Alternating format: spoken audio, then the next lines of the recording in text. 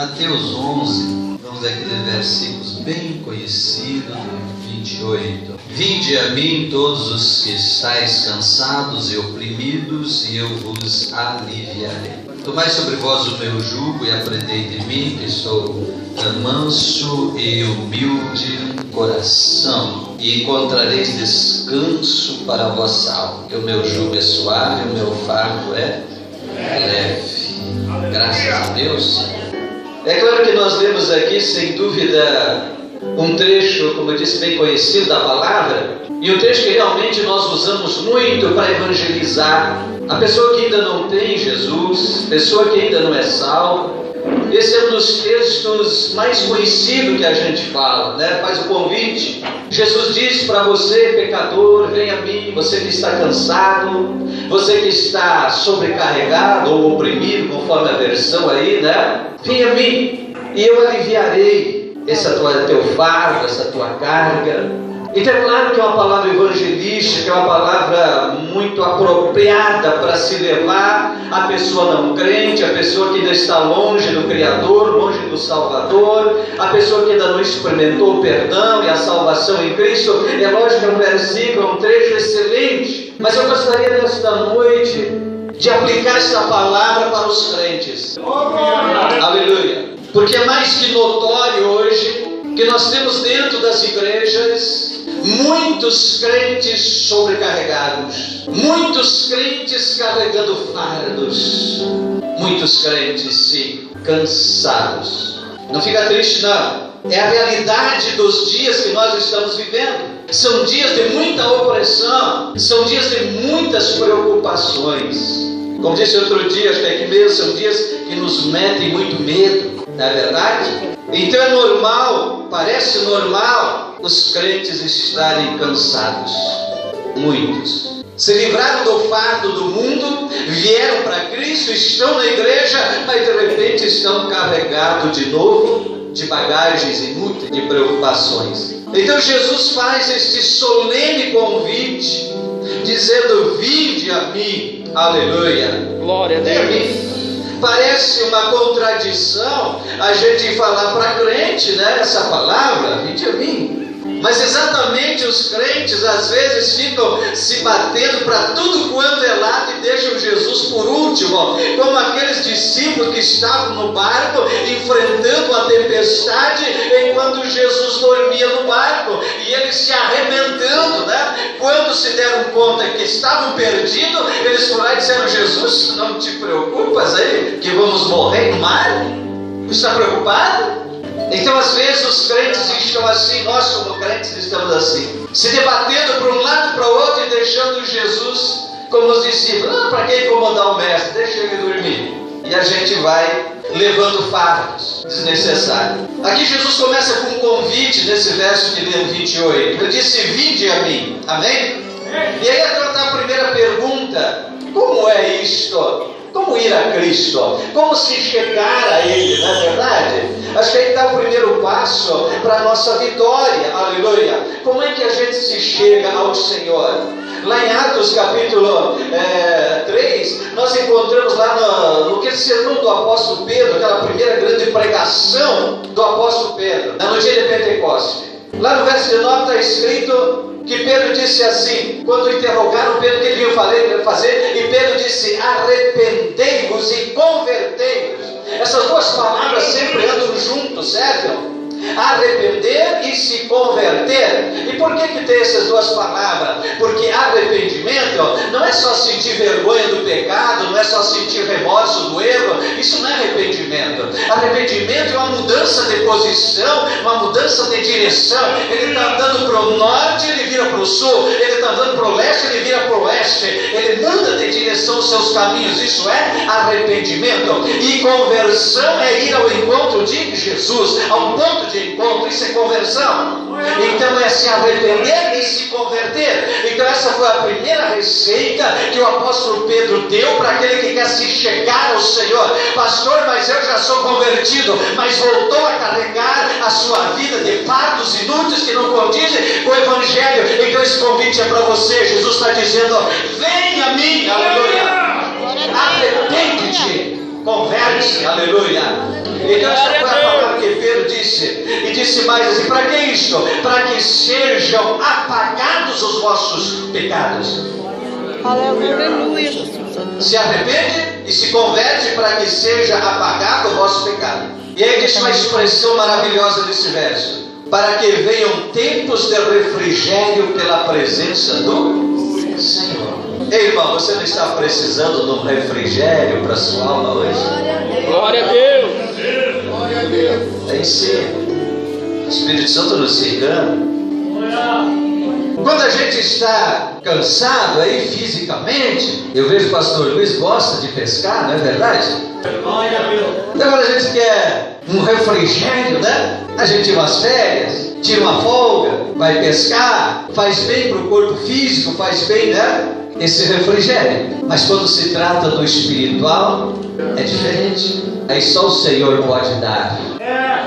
Glória a Deus. Aleluia. E é disso que Pedro disse, então, para que venha tempo de refrigério pela presença do Senhor. Então nós notamos aqui que tem uma coisa aqui que não combina. Ele disse: você tem que se arrepender e se converter, para que o seu pecado seja removido e então a presença do Senhor possa estar contigo e te dar um refrigério. Mas enquanto estiver o pecado ali, a presença do Senhor não vai estar. Então não pode haver refrigério espiritual. Está entendendo? Nós encontramos na Bíblia uma história de Moisés, muito conhecido e muito pregado, não é verdade? Moisés estava liderando aquele povo, tirando do Egito, o povo de Deus, o povo judeu. E quando Moisés foi ao monte, onde o Senhor revelou lá e deu as tábuas com a lei, os 10 mandamentos, e Moisés demorou por lá uns 40 dias, e ao voltar de lá, aquele povo havia pressionado Arão, e Arão havia arrecadado ouro lá e feito um ídolo de ouro para o povo adorar, porque disseram: esse Moisés, 40 dias sem notícia dele lá no monte, já deve ter morrido por lá. Precisamos de um outro Deus. Parece que eles tinham Moisés como Deus. Mas quando Moisés desceu de lá e viu aquilo, Moisés ficou tão indignado, tão irado. E olha, irmão, que lá em Números tem um versículo da palavra de Deus, no capítulo 12, no verso 3, que diz que Moisés é o homem mais manso da terra. Não tinha outro igual a Moisés. Mas de repente Moisés perdeu as estribeiras, como diz o gaúcho, ficou irado com o pecado daquele povo, que ele quebrou aquelas tábuas de pedra que o Senhor havia dado para Moisés, irado com aquele povo. E aí o Senhor falou, disse: Moisés, eu vou mandar um anjo com vocês, mas eu não vou mais estar no meio desse povo. Moisés começou a clamar a Deus e disse: Senhor, o que vão dizer do Senhor? Por acaso nós achamos graça aos teus olhos, eu e este povo? Como o Senhor não vai mais com a gente? O Senhor disse a Moisés: a minha presença vai contigo para te fazer descansar. Talvez para mim e para você essa palavra já fosse o suficiente. O Senhor diz: eu não vou pessoalmente com vocês, mas a minha glória, a minha presença vai te acompanhar para te fazer descansar. Veja bem, Moisés, a minha presença vai contigo para te fazer descansar. Mas Moisés ainda não se satisfez, disse: Senhor, se o Senhor não for no meio desse povo, se o Senhor não for pessoalmente com a gente, não nos faça subir daqui. Aleluia! Porque a presença do Senhor, a presença do Todo-Poderoso, pelo seu amado Espírito Santo, é que traz um refrigério aqui dentro, que traz sossego e paz, mesmo nesse mundo, nesse deserto, nesse vale de aflição e perturbação que vivemos, nesse mundo atribulado que está hoje. Só tem uma maneira do crente ter paz e ter segurança: é a presença de Deus Todo-Poderoso. Tem outra maneira. Mas até há poucos crentes que têm desejo de Deus. Tamanhas são as preocupações, a opressão deste mundo, o cerco deste mundo, que muitas pessoas já não têm esse desejo, estão carregados de fardos. Carregadas. Mas nesse exemplo de Moisés, é tão interessante que o Senhor disse: tá bom, Moisés, vocês acharam graça diante de mim, eu te conheço pelo teu nome, eu vou contigo, eu vou acompanhar, vou estar com vocês. Mas Moisés ainda não ficou contente. É isso que nós precisamos aprender, que é um nome difícil, né, Moisés? Ele disse: tá bom, Senhor, mas eu ainda tenho mais uma coisa para te pedir. Eu quero ter uma visão da tua glória, Senhor, da tua majestade, Senhor. Não basta o Senhor estar pessoalmente nos acompanhando. Eu quero te ver, Senhor, eu quero ver a tua glória. Esse homem tinha sede de Deus, tinha desejo, ele sabia a importância da presença do Senhor, ele queria ver mais do Senhor. Por acaso, esta noite, você veio à casa de Deus com desejo, com vontade de ver mais, de receber mais, de conhecer mais, de alcançar mais o Senhor? Moisés parecia insaciável. O Senhor disse: vai um anjo. Não, Senhor. Vai a minha presença, a minha glória. Não, Senhor. Nós queremos a sua pessoa entre nós. Tá bom, eu vou. Senhor, eu quero mais, eu quero ver a tua glória. Aleluia. Louvado seja o nome do Senhor. Foi por isso que Pedro disse na sua palavra: arrependei-vos e convertei-vos, para que sejam apagados vossos pecados e venha tempo de refrigério pela presença do Senhor, pela presença do Senhor. Aleluia. Tem que haver arrependimento, tem que haver conversão, tem que haver uma limpeza, para que a glória e a presença do Senhor venha. Quando o povo lá pecou lá no deserto, o Senhor disse: não vou mais. Mas quando Moisés clamou, intercedeu, o Senhor cedeu e disse: tá bom, eu vou com vocês. Aleluia. Glória a Deus. Os pecadores foram punidos ali por Moisés e todos aqueles que pecaram e sim, enfim, sofreram o juízo, a consequência. Houve uma mortandade muito grande, mas houve arrependimento e o Senhor voltou e disse: então eu vou com vocês. Aleluia, porque Deus é infinito em graça e misericórdia. Está precisando mais de Deus, mais da presença, mais da glória. Toma esse exemplo, aleluia. Clama ao Senhor, arrepende, busca Ele, te achega a Ele, aleluia. Porque só a presença dEle, só a presença dEle. Tiago capítulo 4 verso 8 ele disse: chegai-vos a Deus e Ele se chegará a vós. O primeiro passo o Senhor Deus deu, enviou seu Filho Jesus Cristo, que deu a vida na cruz, derramando ali o seu sangue. Por isso estamos aqui esta noite para celebrar esse ato mais uma vez, o ato da ceia. Quer celebrar, lembrar da morte e sacrifício de Cristo na cruz, quando o Senhor Jesus Cristo disse: façam isso em memória de mim. Então esse primeiro passo para a reconciliação, para essa aproximação, o Senhor foi quem deu.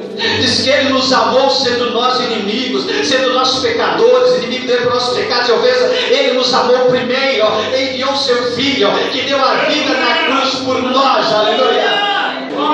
E agora o Senhor diz: agora venha a mim. Então o segundo passo é nós que temos que dar em direção ao Senhor. Ele deu o primeiro passo, o segundo é nosso. E é isso que Tiago diz: chegai-vos a Deus e Ele se chegará a vós. A mesma coisa o Senhor Jesus falou também em Apocalipse para João, quando Ele diz: eis que estou à porta e bato. Se alguém abrir a porta, entrarei em sua casa, cearei com ele e ele comigo, aleluia. Aqui Ele disse: estou à porta e bato. E se alguém ouvir, abrir a porta, ele disse: então eu entrarei. Glória a Deus. Então observe, o primeiro passo o Senhor já fez. O segundo é nosso. Abre a porta. Deixa a palavra entrar. Deixa o Espírito Santo entrar. Deixa Ele fazer parte da sua vida, aleluia. Deixa Ele andar contigo. Então diz Ele: vinde a mim, todo aquele que está cansado e sobrecarregado. Então o primeiro passo. Depois Ele disse assim: e aprendei de mim. Aprendei. Eu vi o pastor anunciando aí inscrição para um curso de teologia. Existem duas maneiras de o crente crescer no conhecimento de Deus. Primeiro é estudando a palavra, o primeiro, o segundo, não importa qual vem primeiro. Mas são duas maneiras: estudando a palavra, investigando a palavra. E segundo é a tua vida pessoal de oração e consagração aos pés do Senhor. Glória a Deus. Do crente conhecer o seu Salvador, do crente crescer no conhecimento, aleluia, do seu Deus. A revelação escrita que todos nós temos acesso com a maior facilidade hoje. E os primeiros crentes não tinham. Hoje a gente tem a Bíblia escrita aí, né, mais popular, mais antiga. A gente tem Bíblia na internet, online ali, na verdade. A gente tem Bíblia no celular, a gente tem Bíblia no tablet, no tá ali. Tu tem em todo lugar a Bíblia hoje, está na tua mão. Mas tem uma coisa que só você pode fazer. É aquele momento que Jesus disse: entra no teu quarto, fecha a tua porta e fala secretamente com teu Deus. Aleluia. Você costuma fazer isso? de você crescer no conhecimento. Então Jesus, aprendei de mim de ser, que sou manso. É coisa interessante isso, nós falamos de Moisés. Primeiro, no Antigo Testamento diz que não teve homem mais manso do que Moisés, certo? Mas chegou um dia lá, ou mais que um dia, teve agora outra vez na história da rocha, que Moisés se atribulou. Ele era homem, certo? Não era Deus. Às vezes, para a gente liderar meia dúzia, já não é nada fácil. Liderar 100, 200, 300, não é nada fácil. Agora você imagina Moisés liderando os 3 milhões de pessoas. Não é graça. Mas ele era manso. Agora tinha no Novo Testamento o Jesus. Isaías já havia profetizado, amém?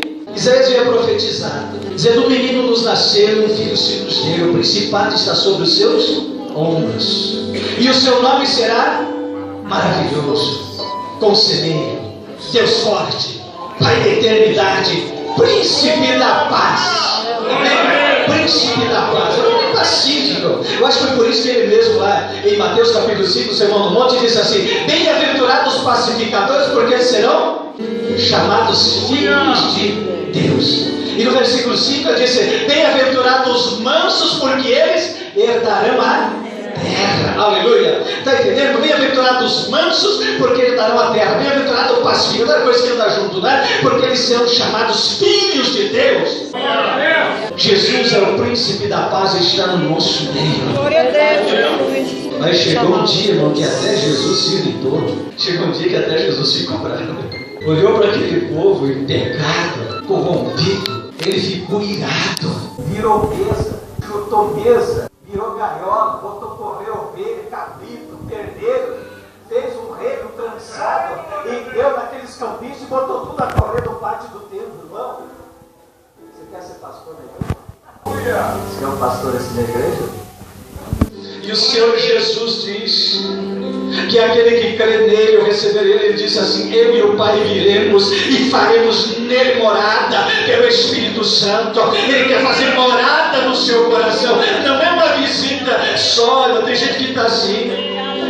Eu venho quarta-feira, o culto da vitória, o culto do milagre. Eu venho quarta-feira, eu recebo uma visita do Espírito, é um refrigério, amém? Até a próxima quarta. Não, ele quer fazer morada no seu coração. Glória a Deus! Eu vim domingo, então a bênção, e foi um Pentecostes, aleluia, maravilha. Recebi a visita do Espírito. Crente não vive de visita, o Espírito Santo mora no coração do crente. Jesus disse: eu e o Pai viremos e faremos dele morada. Por isso que Paulo diz que eu e você somos templo do Espírito Santo, tabernáculo, habitação do Espírito. Está entendendo, irmão? Habitação do Espírito Santo.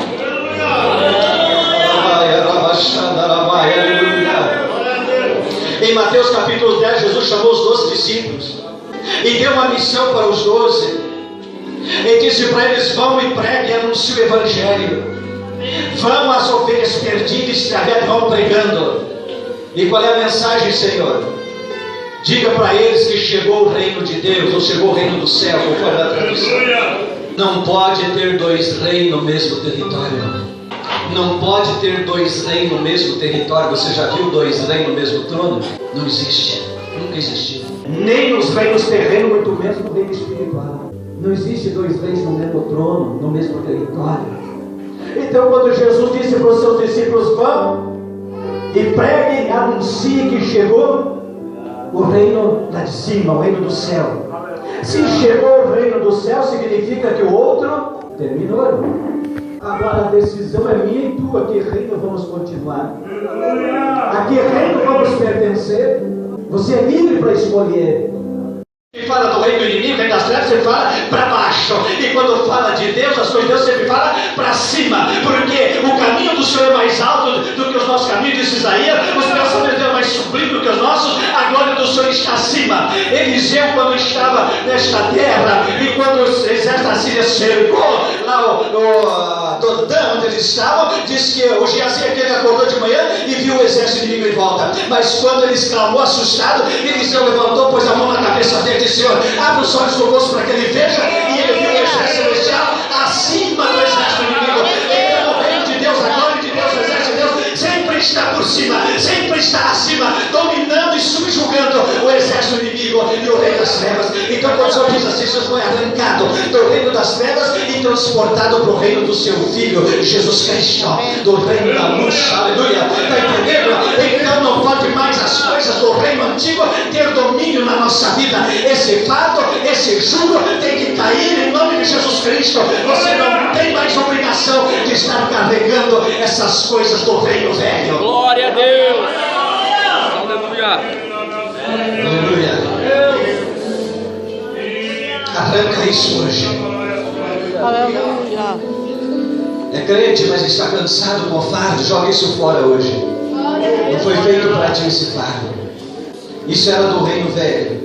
Isso era do reino antigo. Como se chegar a Jesus, como viver nesse descanso. Aleluia. Aprendendo, sendo manso e humilde como Jesus. Limpando o coração dessas coisas velhas.